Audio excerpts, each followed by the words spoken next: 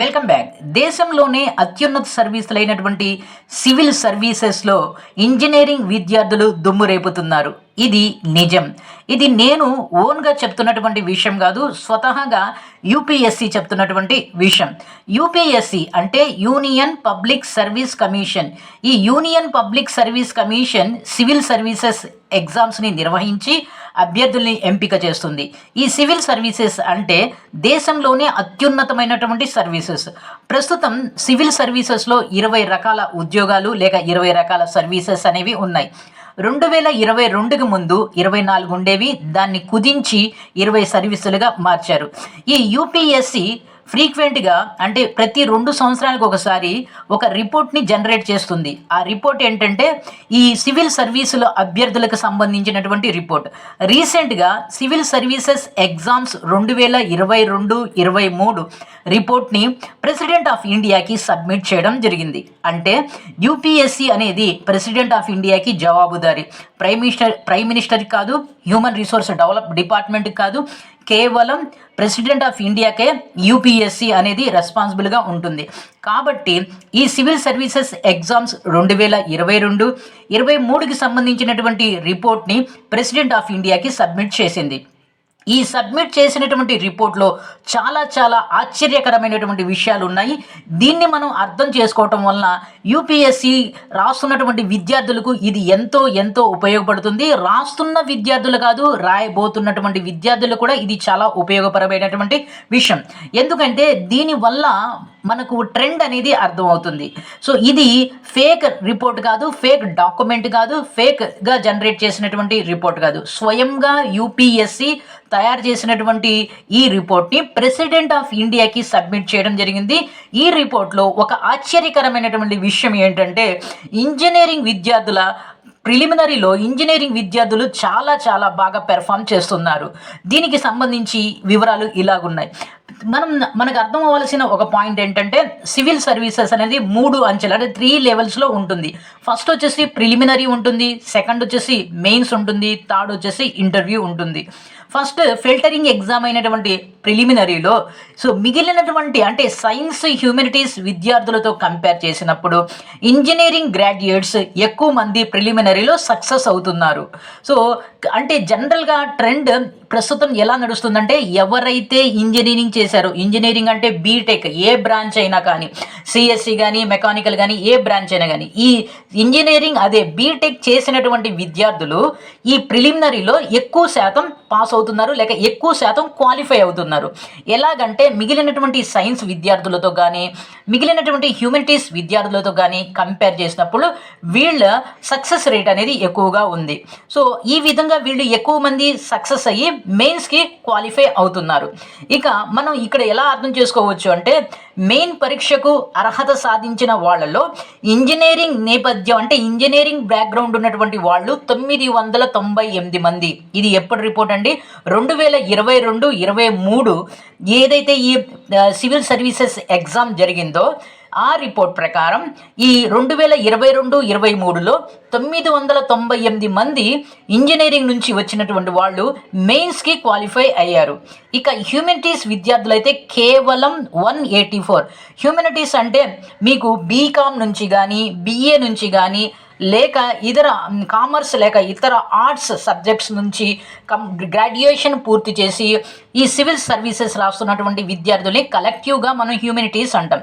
ఇక సైన్స్ విద్యార్థులు అంటే ఎంపీసీ బైపీసీతో ఇంటర్మీడియట్ చేసి ఇంకా సైన్స్ అంటే బయాలజీ, మ్యాథ్స్, ఫిజిక్స్, కెమిస్ట్రీ ఈ సబ్జెక్ట్స్తో డిగ్రీ కంప్లీట్ చేసి సివిల్స్ రాస్తున్నటువంటి వాళ్ళలో మెయిన్కి క్వాలిఫై అయినటువంటి విద్యార్థుల సంఖ్య ఒకసారి చూసినట్లయితే కేవలం 119 అంటే 119 మంది మాత్రమే ఉన్నారు. ఈ డేటా బట్టి మనకు అర్థమవుతుంది ఏంటి, ఇంజనీరింగ్ చేసినటువంటి వాళ్ళలో ఎక్కువ మంది ఈ సివిల్ సర్వీసెస్కి మెయిన్స్కి అర్హత సాధిస్తున్నారు.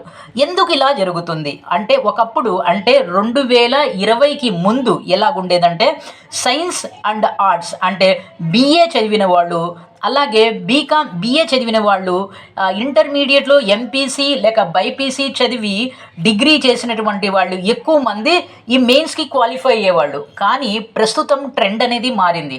ప్రస్తుతం ట్రెండ్ ఎటువైపు ఉంది? ఇంజనీరింగ్ చేసిన వాళ్ళు ఎక్కువ మంది మెయిన్స్కి క్వాలిఫై అవుతున్నారు. దీనికి గల ప్రధాన కారణాలు ఏంటంటే, ఈ ప్రిలిమినరీలో ఉండేటటువంటి సీశాట్ అనేటటువంటి పేపర్.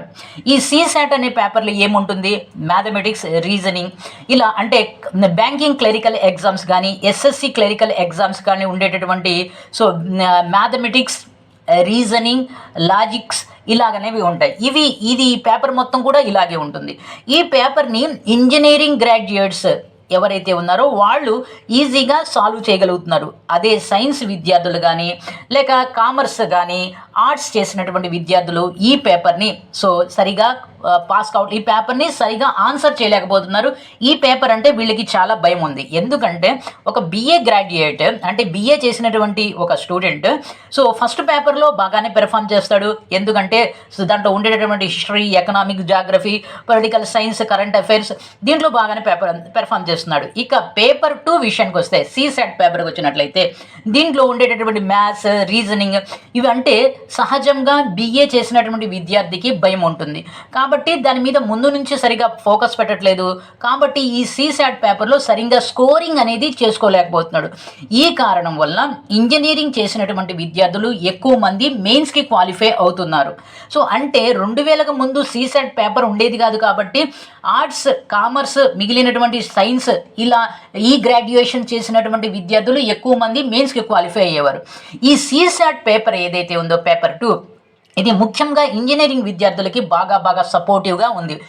దీంట్లో ఎక్కువ మార్క్స్ తెచ్చుకుంటున్నారు. పేపర్ 1లో కొంచెం మార్కులు తగ్గినా పేపర్ 2లో మార్క్స్ ఎక్కువ తెచ్చుకోవటం వలన ఫైనల్గా వీళ్ళు మెయిన్స్కి క్వాలిఫై అవుతున్నారు.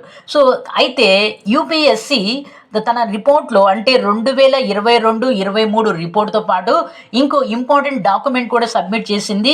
దాని గురించి ఏంటంటే, సీసాట్ పేపర్ని తీసేయాల్సిన అవసరం ఉంది అనేటటువంటి విషయాన్ని తెలియజేసింది. అంటే రాబోతున్నటువంటి భవిష్యత్తులో సీసాట్ పేపర్ అంటే పేపర్ 2 ఉంటుందా లేదా అనేది చెప్పలేం. ప్రస్తుతానికైతే 2 పేపర్స్ ఉన్నాయి.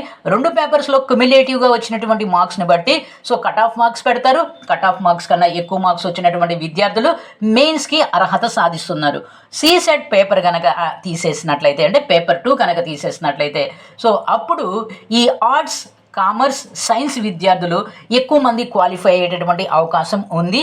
కానీ ప్రస్తుతం ఎక్కువ మంది క్వాలిఫై అవ్వడానికి సీసాట్ పేపర్ ఒకటి రీజన్ అయినప్పుడు, రెండో రీజన్ ఏంటంటే ప్రస్తుతం ఈ డిగ్రీ అది కామర్స్ కానీ, ఆర్ట్స్ కానీ, సైన్స్ కానీ చదివేటటువంటి విద్యార్థుల సంఖ్య విపరీతంగా తగ్గిపోయింది. ఎక్కువ మంది విద్యార్థులు ఇంజనీరింగ్ చదువుతున్నారు కాబట్టి ఈ ఇంజనీరింగ్ చదివిన వాళ్ళు, గ్రాడ్యుయేషన్ చేసినటువంటి వాళ్ళు ఎక్కువ మంది ఉన్నారు కాబట్టి ఎక్కువ మంది దీనికి సివిల్ సర్వీసెస్కి అప్లై చేస్తున్నారు. ఈ విధంగా ఈ మెయిన్స్కి ఇంజనీరింగ్ చేసినటువంటి విద్యార్థులు ఎక్కువ మంది క్వాలిఫై అవుతున్నారు. ఇది వీడియో.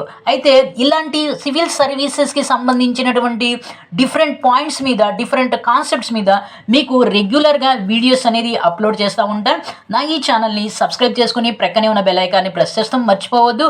అలాగే ఒక షేర్, ఒక లైక్ అనేది